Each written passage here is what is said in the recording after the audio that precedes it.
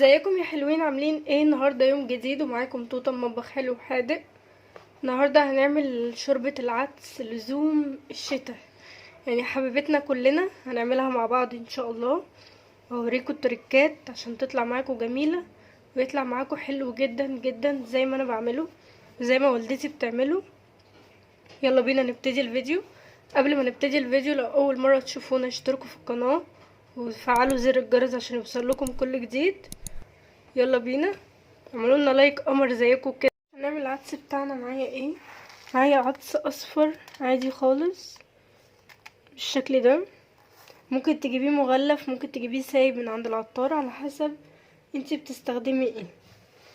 وجبت جزرتين قطعتهم بالشكل ده، بشكل عشوائي خالص، مش لازم تقطعيهم مثلا صغير كبير، لا بشكل عشوائي خالص. وطماطم برضو بنفس الشكل، يعني جبت طماطميتين وقطعتهم بالشكل ده عشوائي برضو. وبطاطسيتين صغيرين اهو بنفس الشكل برضو. وبصلتين وفصين توم برضو بشكل عشوائي. ومعانا دلوقتي ايه؟ نغسل العدس بتاعنا، ومعانا مية على النار. دلوقتي معانا المية بتاعتنا وشغالين عليها النار نار عالية. هننزل بالجزرتين، طماطميتين، بطاطسيتين، بصلاية كبيرة، فصين توم او بصلتين صغيرين اللي متوفر عندك. وغسلنا العدس بتاعنا. في ناس مش بتحب تغسله، بس انا بغسله علشان لو في اي شوائب، في اي تراب، اي حاجة تنزل لما تنزل في المية مش نظيفة، لما نقعد نغسل فيه كويس اوي.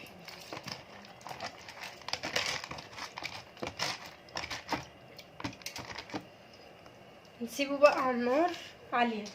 اول ما تلاقيه كده بيغلي تقومي موطية عليه النار، وتقومي شايلة من عليه الغطا.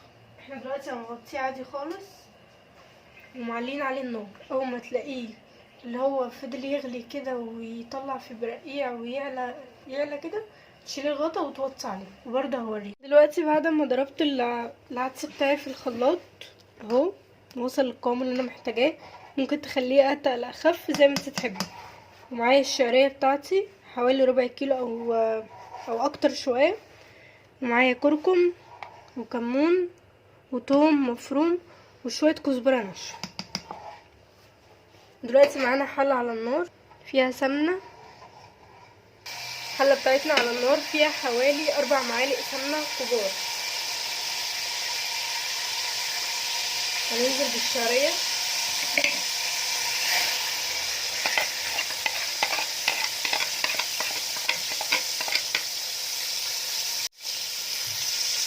نزلنا بالشعريه بتاعتنا نقلبها معاك اهو.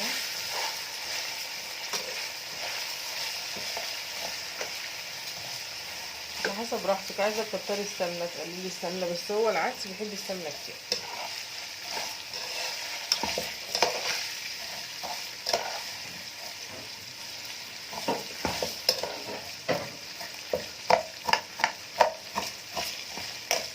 في ناس بتعمله برز، بس احنا مش بنحبه برز، احنا بنحبه بشعريه.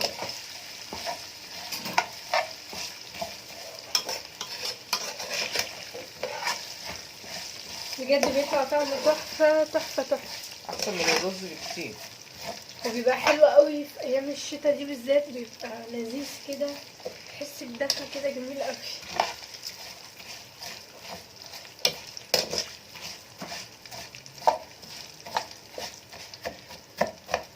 نستناه بقى تاخد لون يعني مقرب للبني كده، واوريكم برضو اللون اللي انا محتاجاه.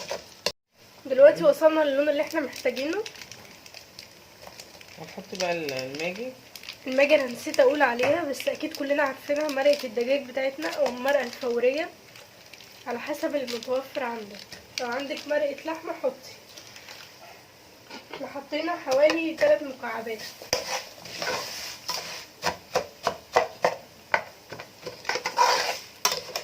هو هيدوب دلوقتي مع البتاع.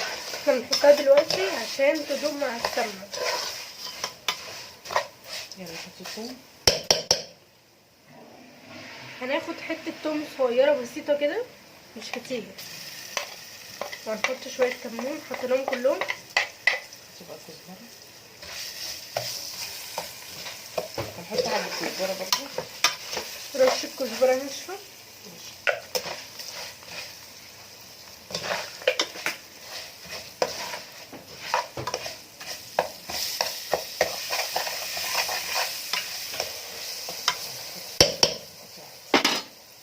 ننزل بقى بالعدس بتاعنا. بسم الله الرحمن الرحيم.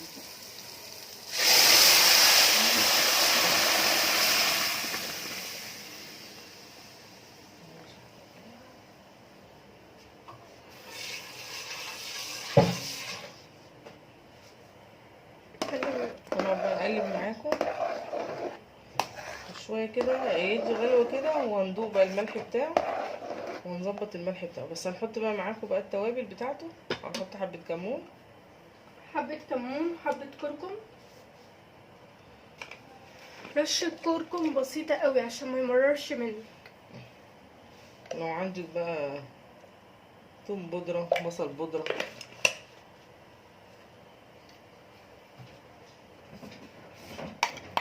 لو ما عندكيش، اهم حاجه تحطي مرقه الدجاج او مرقه اللحمه وتحطي الكمون وتحطي الكركم، دول اهم حاجه. انما انت لو عندك بصل بودره وثوم بودره حطي. بس هو تحطي له حبهان ولا ورق لورا لا، عشان ما هيدي معاكي طعم مش حلو. حطينا رشه بصل بودره وهنحط رشه ثوم بودره. في ناس بتحط له فلفل اسود، بس احنا ما بنحبش الفلفل الاسود. كمون احسن حاجه. عايزه تحطي حطي براحتك، بس براحتك. بلاش على حسب لو انت راحتك. اول مره تعمليه بلاش. المره اللي معاك، بس انت براحتك على حسب راحتك.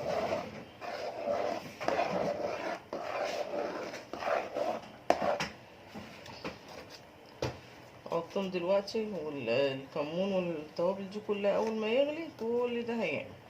ما تخافيش يعني. لو عمل معاكي بصي اعملي زي ما انا بعمله كده اهو. بصي اهو المعلقه اهو. هنسيبه بقى لحد ما يغلي وهندوق ملح، ومحتاج ملح حطي له ملح. يلا بينا. بعد ما خلصت العدس اللي زي القمر بتاعي بجد جميل جميل جميل، والدتي عاملاه بسم الله ما شاء الله اللهم بارك. يلا بينا نعمل الطشه. حطيت معلقتين كبار سمنه في طاسه صغننه، الثوم بتاعنا،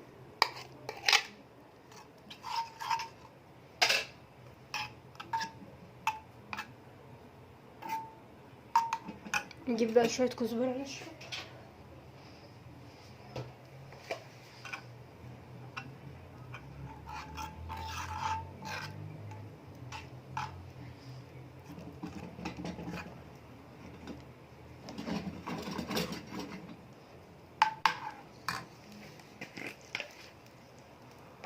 استنينه بس يسخن شويه بعد كده نحط الكزبره.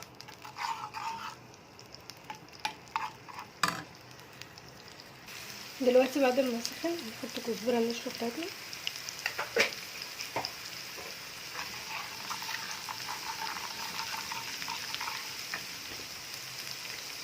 مش محتاجه انها تاخد لون قوي، هو كفايه قوي كده.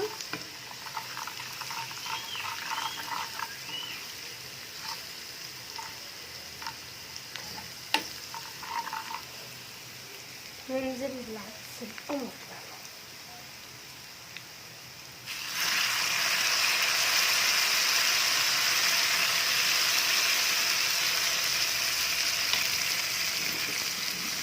ننزل بقى بالطاسه على العدس.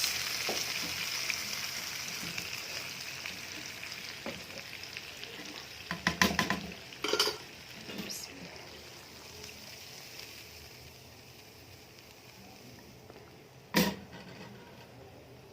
بص الجمال والحلاوه بجد جميل قوي قوي. وصلنا لنهايه الفيديو مع العدس اللي زي القمر بتاعنا. اتمنى يكون الفيديو عجبكم. لو عجبكم دوسوا لايك واشتركوا في القناه عشان يوصل لكم كل جديد. السلام عليكم ورحمه الله وبركاته.